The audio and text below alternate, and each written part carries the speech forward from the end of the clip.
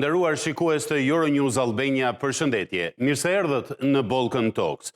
Edhe në emisionin e sotëm do të fokusohemi tek dialogu mes Kosovës dhe Serbisë, i cili ka hyrë në një dinamik vërtet intensive. Gjatë këtij emisioni, pas takimit të rëndësishëm të zhvilluar në Bruksel mes negociatorëve ndërkombëtar, presidentit Vučić dhe kryeministrit Kurti, ju kemi sjellë opinionet e disa prej ekspertëve dhe vëzhguesve më të imët në Kosovë të këtij realiteti. Ndërsa sot do të bëjmë të njëjtin gjë, por këtë radhë me një të ftuar nga Serbia. Në emision i ftuar është zoti Dušan Janjić, drejtor i Forumit për Marrëdhënie Etnike, njëri prej zërave më autoritar dhe më të rëndësishëm të opinionit publik në Serbi. Zoti Janjić, shumë faleminderit që gjetët kohë të bisedonit me ne. Është privilegj. Po, faleminderit për mikpritjen tuaj. Mr. Janjić, I wanted to start this interview with a quote. Zoti Janjić, doja ta filloja këtë intervistë me një citim që e kam marrë nga një prej deklaratave të zotit Vučić pas takimit me negociatorët ndërkombëtar dhe me kryeministrin Kurti në Bruksel. Konkretisht ai thotë: "I thash Macronit, Scholzit, Lajçakut, Borrellit dhe të gjithë të tjerëve që unë nuk do ta diskutoj apo pranoj njohjen e Kosovës dhe anëtarësimin e saj në Kombet e Bashkuara. Ju pasi e njohut këtë plan apo propozim, a mendoni se kjo vije kuqe e presidentit Vučić është pranuar nga aktorët ndërkombëtar?" Accepted by the international actors? Red lines in the politics in the Balkan, that's something really flexible. But what is behind... Vijat e kuqe në Ballkan janë shumë fleksibël, por çfarë ka pas kësaj seriozisht? E dim që Vučić, siç tha edhe Kurti, ka pranuar të flasë rreth strukturës së marrëveshjes së Bashkimit Evropian. Në thelb ata e pranuan që të dy. Nëse lexoni nenin e 4 të asaj marrëveshjeje, do të shihni se në thelb Serbia po e pranon realitetin që Kosova ekziston. Kosova si republik, jo thjesht gjeografikisht, por si një entitet. Njerëz si Ahtisari e kanë quajtur këtë si pavarësi të kushtëzuar, njohje e kushtëzuar e pavarësisë. Disa njerëz që s'janë shumë të aftë për anën ligjore, nuk janë jurist, po flasin për pavarësi de facto. Not as Kosovo such in geography, as one entity. Some people like Ahtisari, we call that earlier, that's conditional independency, conditional recognition of independency. Some people who are not so good in the law, they will talk, are not lawyers, they are journalists, they are talking about de facto. But basically, that will not be discussed. What will be discussed? Por kjo nuk do të diskutohet. Çfarë do diskutohet? Do diskutohet plani i zbatimit. Mendoj se ato deklarata ose vërejtje të Vučić i drejtohen punës që po bëhet. Rezultatet e para të kësaj pune do të shohim në Ohër në ditët në vijim. Çfarë qëndron pas kësaj përgjithsisht? Nuk po përjashtoj që do të pranohet një farë. Çfarë është në thelb plani i zbatimit? Nuk është vetëm kalendar, është edhe shpjegim se ç'do të thotë dhe çfarë s'do të thotë diçka. Pra plani i interpretimit është i përbërë nga programi i kalendarit dhe parimet. Explanation what something means does not means. Meaning the interpretation plan is composed by timetable roadmap and by principle. In the principle is not including to have the so-called disclaimant. Generally, that disclaimant will look like this. I'm free to say that. Te parimet nuk përfshihet i ashtu quajturi refuzuesi. Përgjithsisht, ky refuzues do të duket i tillë. E them lirisht këtë sepse kam punuar 5 vjet në një propozim në këtë drejtim. Refuzuesi është i dyanshëm, pranon që bashkëpunimi i plot në Bashkimin Evropian dhe në të tjera organizata ndërkombëtare nuk do të thotë njohje e plot sipas ligjit publik ndërkombëtar, për të dyja palët. Full recognition according to international public law, that both sides. E vërtet. Kosovo is not, will not be forced. Por gjithashtu, Kosova nuk do të detyrohet ta pranojë Serbinë si të tillë. Për momentin, një njohje e tillë, për momentin, është jashtë diskutimit. Në rregull. Just to finish that, that's interim step. Dhe për ta mbaruar, ky është një hap I ndërmjetëm I asaj që u tha. Dhe e dyta për asociacionin e komunave, sepse Vučić po këmbgul që plani I zbatimit duhet të fillojë pikërisht me këtë temë. E qartë, zoti. Jo, me artikullin e parë. Po. Exactly. Mr. Janjic, you said... Pikërisht, zoti Janjic, keni thënë në një artikull që keni shkruar pasi të dyja palët e pranuan këtë marrëveshje në parim. Serbia ka fituar më shumë hapësira për manovra në lidhje me asociacionin e komunave me shumicë serbe për sa I përket jurisdiksionit dhe autonomisë rajonale në veri të Kosovës. Of Kosova. Right. What basically is that agreement on path toward normalization? Po, ajo marrëveshje shtron rrugën drejt normalizimit, e propozuar nga BE-ja, e pranuar nga Kurti dhe Vučić. Është një lloj legalizimi I planit të Ahtisarit.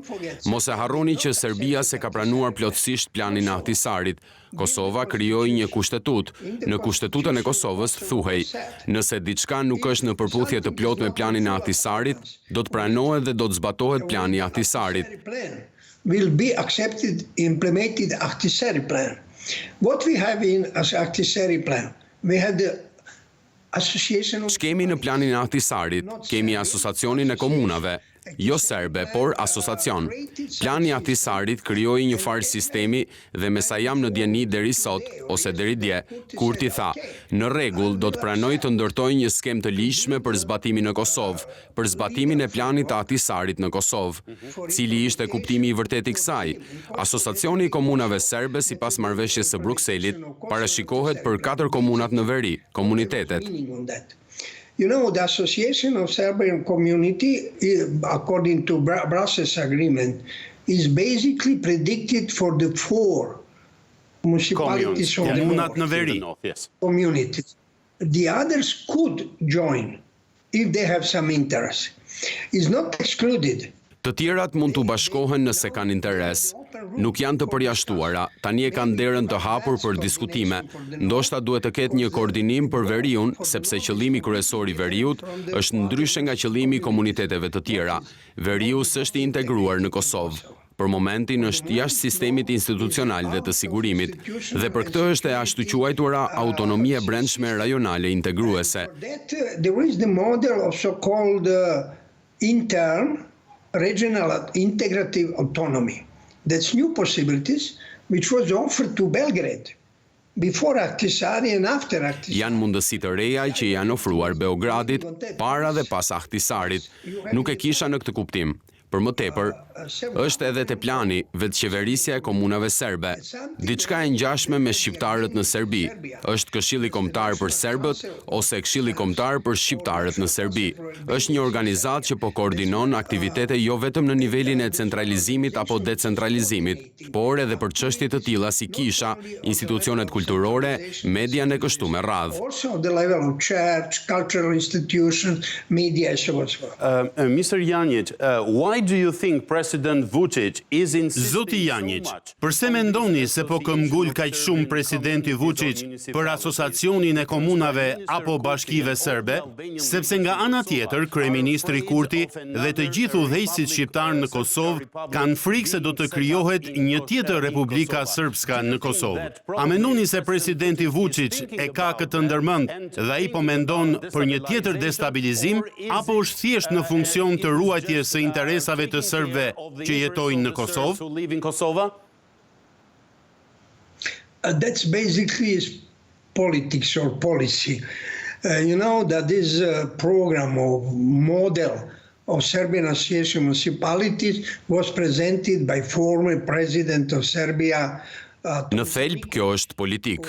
Ky është program ose modeli asociacionit të komunave serbe që u prezantua nga ish presidenti I Serbisë, Tomislav Nikolić, I cili ishte atëherë kryetar partie, në krye të së cilës është tani Vučić. Ky program nuk u pranua në parlament. Parlamenti miratoi një rezolut në Serbi, përvetsoi një zgjidhje. Kjo është në thelb, si të thuash, piknisja e platformës. Piknisja. But in this first program of Progressive Party. Por në këtë program fillestar të Partisë Progresive, shumë element duken si pjesë e Republikës Serbe në entitetet në Bosnjë.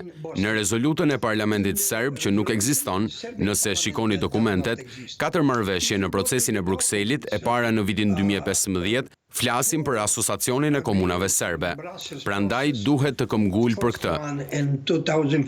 Duhet të këmbgul për këtë sepse nuk është e zbatuar. Kjo është arsyeja. Ai duhet të këmbgul si parti politike këtu, për shkak të opinionit publik në Serbi, si dhe sepse është pika e dobët e qeverive në Kosovë. Insist because of party policy here, cause of Serbian public opinion, plus cause that is the weak point of the governments of Kosovo.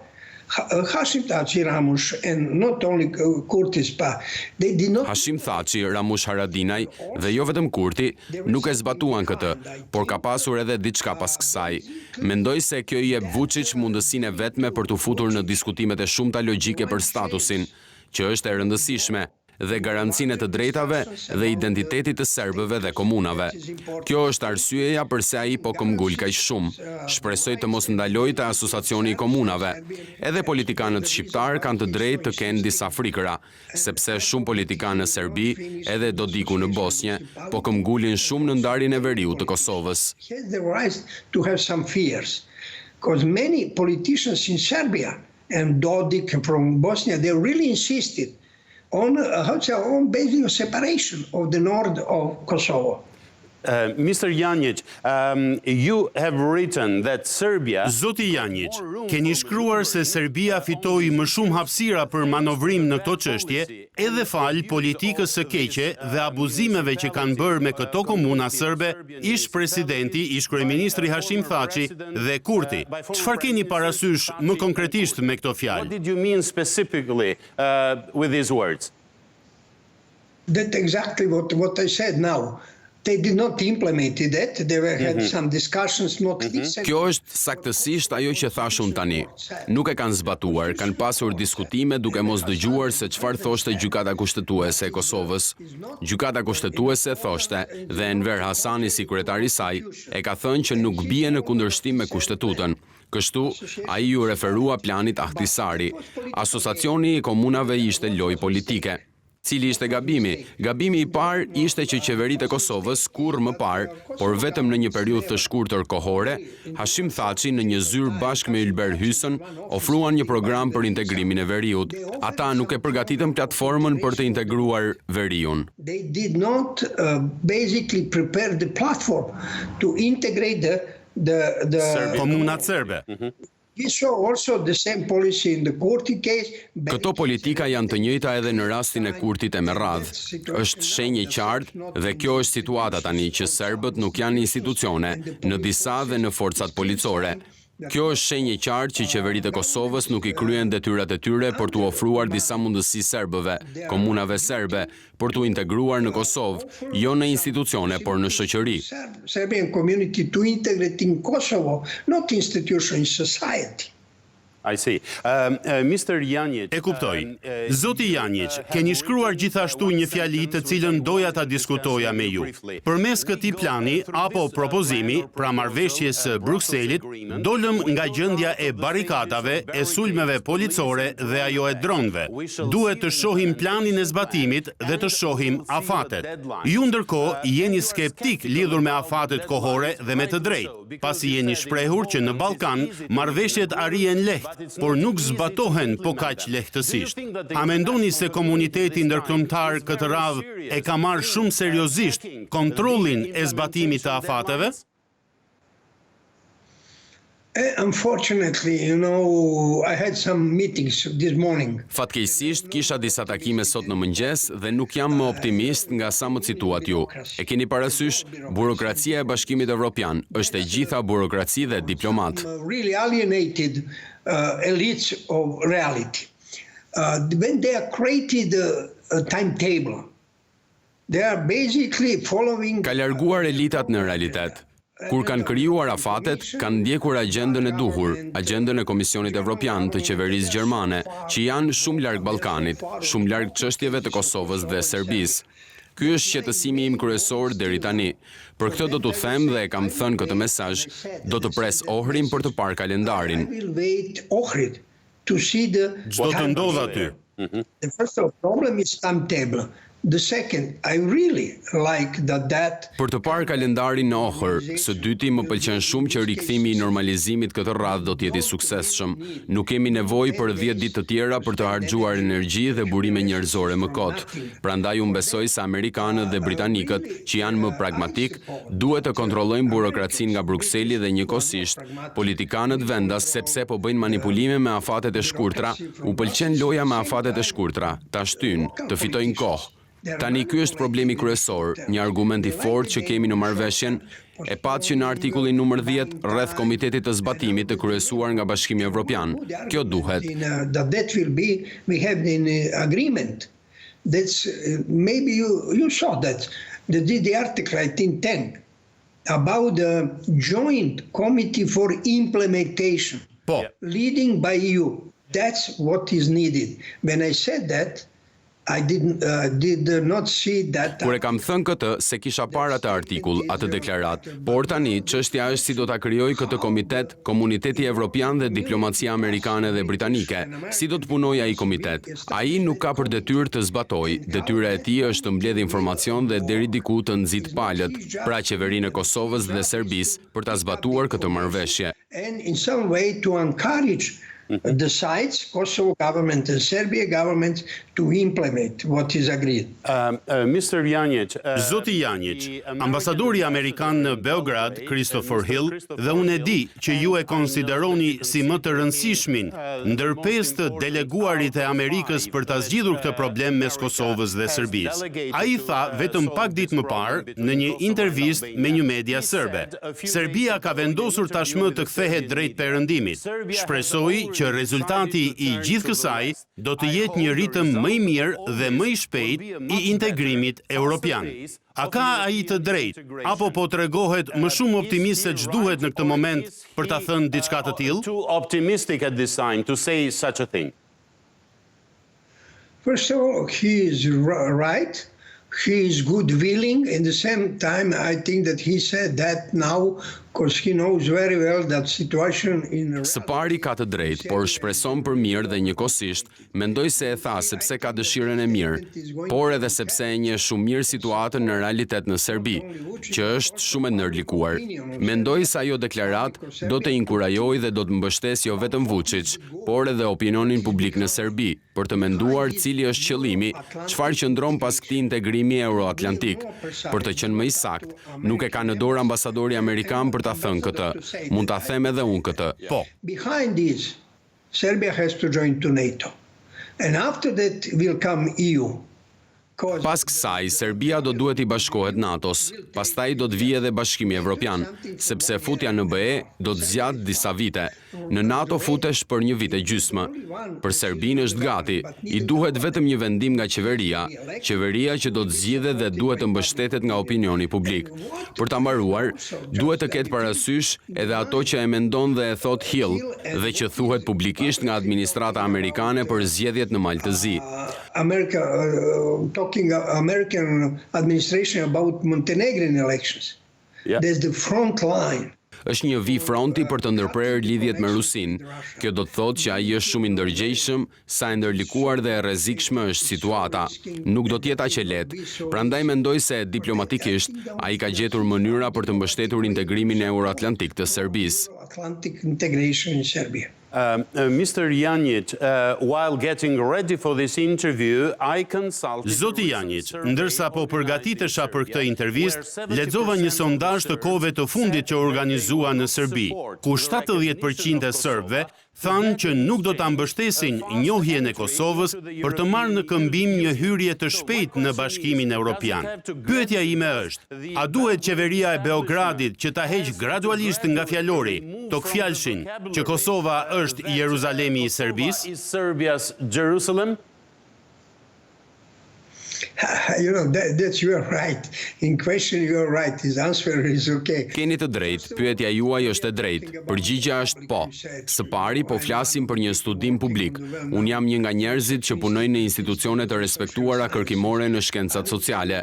Mund të them që të gjitha studimet janë raporte nga e kaluara, që nga e kaluara. Në rregull. What could be the future? Depend of that what you said. If really Si mund të jetë ardhmja? Kjo varet pikërisht nga ajo që ju thatë. Nëse vërtet elita politike, përfshirë Vučić, kanë aftësim për të ndryshuar politikën, ky është momenti për të ndryshuar politikën, jo për të lidhur sipas mënyrës serbe NATO-n me Kosovën. Kosova në këtë rast, tani ka disa barriera, le ta themi, duhet i kapërcej ato, por njëkohësisht duhet të punojë seriozisht me sundimin e ligjit. overcome that barrier. But in the meantime, he had to work seriously on rule of law, on Me demokracinë. connecting the Serbian public opinion. Apo të lidh opinionin publik jugoslava serb drejt perëndimit, sepse gjatë 10 viteve të fundit kemi pasur fushata shumë pro fushatës ruse, si dhe menaxhimin e qendrës së pushtetit, Vučić, Ana Brnabić, Vulin dhe të tjerë. Prandaj historia e Jeruzalemit, e shprehjeve të tipit Kosova është zemra e Serbisë, do të zgjatin për shumë kohë, si trauma hungareze me Trianonin, por më i rëndësishmi është normalizimi, bashkëpunimi me qeverinë, me popullin, të hapen kufind. Të gjitha komunikimet nëpërmjet njerëzve në Kosovë dhe Serbi, shqiptarëve dhe serbëve në Serbi. People to open the borders, to open all communications among the people, Kosovars, Albanian Serbs and Serbs from Serbia, that is not possible without so-called... Kjo nuk është e mundur pa të ashtu quajturin Ballkanin e hapur, mini Schengeni, nuk ka rëndësi emri, prandaj është e komplikuar, por edhe shumë e rëndësishme të bëhet inxhinierimi shoqëror për politikanët dhe liderët si Vučić, për të bërë diçka që ta ndryshojë imazhin dhe për të pasur rezultate në fund të karrierës së tij. Mr. Janjic, you are a super... Zoti Janjic, jeni ekspert i nivelit të lartë i marrëdhënieve ndërkombëtare, por veçanërisht i përqendruar në çështjet e Ballkanit dhe me të drejtë. Do të doja t'ju bëja një pyetje direkte.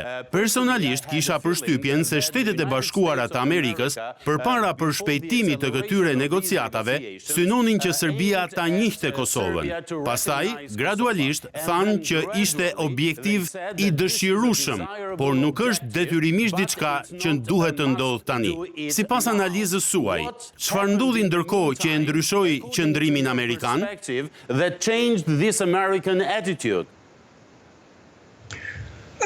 Basically, the meantime happened the war in Ukraine. The war in Ukraine is basically the second war. Is the one really fight for... Thelbësisht, miti që ndodhi në luftën e Ukrainës. Lufta e Ukrainës kryesisht është lufta e dytë, është betejë e vërtetë për ndarjen dhe zgjerimin e luftës në glob dhe në çështjet e interesit. Administrata amerikane e Biden vendosi të mbështesë Ukrainën, të përkrahë dhe të inkurajojë NATO-n dhe BE-n për të kuptuar që është vërtet një moment shumë i rëndësishëm. For that, pragmatic people like Joe Biden and Americans, especially Joe Biden, they will recalculate. Concretely, Joe Biden, 2017, in Belgrade said something. He said about the Kosovo. Për këtë arsye, njerëzit pragmatik si Joe Biden dhe amerikanët, veçanërisht Joe Biden, ata përllogaritin. Konkretisht, Joe Bideni në 2017 në Beograd tha diçka. Ai tha: "Për pavarësinë e Kosovës nuk biem dakord, Amerika dhe Serbia. Prandaj, s'do të diskutojmë këtë mospajtim. Nuk do ta sjellim këtë në mes të diskutimit. Prandaj kemi rezultate të mira. Ky hap i ndërmjetëm, mund ta quani si të doni, njohja nuk do të jetë temë në tryezën e rrumbullakët.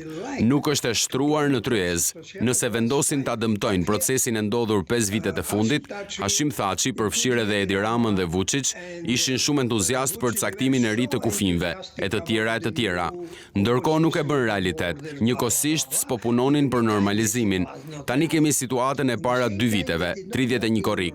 Ishim shumë afër konflikteve të armatosura me ushtrinë serbe dhe policinë e Kosovës, dhe tani jemi në një situatë që mund të funksionojë vetëm vetëm me qasjen amerikane. Kemi gabim në menaxhimin e konfliktit që duhet ta mbyllnim dhe tani duam të diskutojmë rreth problemit, rreth mënyrës si mund të bijem dakord. Good work only in that American approach. We have the conflict management era which we have to close, and now we will go to discuss about issue about which we could agree. Okay, Mr. Janjic. Mirë, zoti Janjic, doja të dija opinionin tuaj për një tjetër çështje. Zoti Borrell, pas mbledhjes së nivelit të lartë në Bruksel, foli me mediat dhe tha se plani apo propozimi është i pranuar nga të gjitha 28 shtetet anëtare të Bashkimit Evropian. A do të thotë kjo që kur ky propozim të kthehet në një zotim ligjërisht të detyrueshëm, të firmosur nga të dyja palët, do t'i hap mundësinë Kosovës që të njihet nga 5 shtetet anëtare të Bashkimit Evropian që nuk e njohin deri më tani, dhe kështu do të hapet perspektiva që Kosova të anëtarësohet në NATO, në Bashkimin Evropian dhe në institucione të tjera, apo kjo qasje është tejet ambicioze për momentin? Is it overambitious, this approach? That will be easy to answer on that after the Ohrid. Unë do ta kem më të lehtë që t'i përgjigjem kësaj pas Ohrit. Në dokumentet e Ohrit do të gjejmë, si ta themi, librin me udhëzime veçanërisht për Kurtin dhe politikanët në Kosovë, se si duhet ja shpjegojmë popullit, njerëzve në Kosovë, që rruga drejt anëtarësimit të plot në BE nuk është aq e lehtë. That the way to full membership in UN is not so easy, and Serbia is the last country which could do something. Serbia është shteti i fundit që do të pranonte. Kjo ishte ideja kryesisht. Kur këmbgulet për një njohje të dyanshme, ideja ishte që deri diku të jepet një justifikim për disa vende evropiane për të njohur Kosovën. Por çfarë i dobëson politikanët? Që shkakton atë mosnjohje, për shembull, nga Çipraja ose Rumania ose nga Slovakia. It is not cause that not recognition, for example, from Cyprus or Romania or for Slovakia or Spain is not cause of Serbia. Because of love with the Serbs. Spanja nuk është për shkak të Serbisë apo nga që i duan serbët, e kanë vetë përgjegjësinë. Nëse e analizoj, do t'ju jap një shembull. Qeveria rumune po shqetësohet më shumë për të ardhmen e Moldavisë në luftën e Ukrainës. Është vërtet një temë shumë urgjente. Në këtë moment, edhe pas 10 vjetësh, do t'jetë konflikti kryesor. Rumania mund të mos e njohë sepse nëse e njeh Kosovën, i bie që Rumania njeh edhe interpretimin e Putin. Putin po e përdor Kosovën si precedent, siç i pëlqen të bëj. Në thelb, të gjithë do të vazhdojnë të luajnë lojën sikur Kosova është një temë sui generis, që do të thotë, plani i zbatimit do t'ju tregoj gjithçka për atë çështje, nuk e kam unë në dorë. Çfarë do të thotë kjo? Basically, all of them will continue to play the game, the principle that Kosovo is sui generis, meaning and that implementation plan will tell you everything about that issue. It's not up to me. But what this means, people focus on your joint goal. Njerëzit përqendrohen te qëllimi i bashkimit, që janë anëtarësimi në NATO, anëtarësimi në Bashkimin Evropian, që do të sjellë integrimin në perëndim, do të thonë edhe amerikanët. Kështu e kuptoj unë këtë histori. Për shembull, sot në mëngjes takova një përfaqësues të një qeverie që më tha se nuk do ta njihnin. Është po i njëjti traktat që kishin në vitin 2008. Nuk do ta njohim për shkak të Spanjës. Spanja na kërkon të mos e njohim Kosovën sepse qeveria spanjolle është shumë e centralizuar, shumë klaustrofobike do thosha, ose acaruar me Katalunjen. Because the Spanish government, current government, is so centralistic, is so claustrophobic, I could say, or frustrated but Catalonia. Pikërisht. And basically Dhe kryesisht, kjo qëndron pas kësaj dhe për këtë Kosova duhet të bëjë më të mirën për të bashkuar sa të mundet në organizatat ndërkombëtare, jo të përqendrohet vetëm te BE-ja. so what is possible more international organization, not only to be focused on UN. I see. And finally, Mr. E kuptoj. Dhe pyetja e fundit, zoti Janjic, a mendoni ju se procesi i pajtimit është i mundur dhe do të zhvillohet mes Republikës së Serbisë dhe Republikës së Kosovës, apo mendoni se kjo do të ndodhë më vonë në të ardhmen? Later in the future? You know, what is the good in this agreement? so-called European E dini cila është e bukura në këtë marrëveshje, e ashtu quajtura marrëveshje evropiane? Kjo marrëveshje Kosovë-Serbi rreth rrugës drejt normalizimit duhet përcaktuar mirë çfarë është normalizimi, marrëdhënie të mira fqinjësore.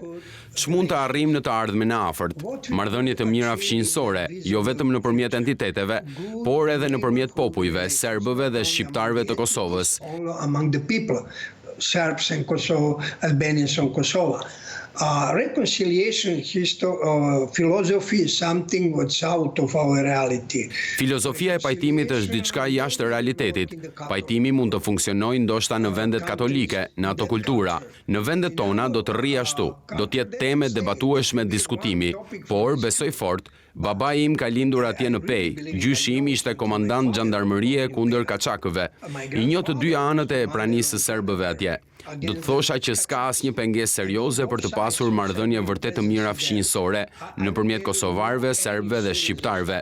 I keni dëgjuar deklaratat. Mund të luftoni, mund të diskutoni me vëllan, por jo me fqinjin. Këtë duam të themi ne dhe mendoj se është e drejtë. S'kemi pse të kthehemi pas, kur diçka është reale dhe ka një situatë shumë të mirë, edhe pse është normale të ketë konflikte. Por pa shkuar deri te lufta, tani është koha të zgjedhim paqen. Back to something what is really realistic, to have a really good, normal, sometimes normal also is to have some conflicts. But not to come to the war. Now is the time for choosing peace. Paqen. And that's the best. Dhe kjo është më e bukura në të gjithë këtë histori. Zoti Dušan Janjić, faleminderit shumë që ndat kohën dhe mendimet tuaja me ne.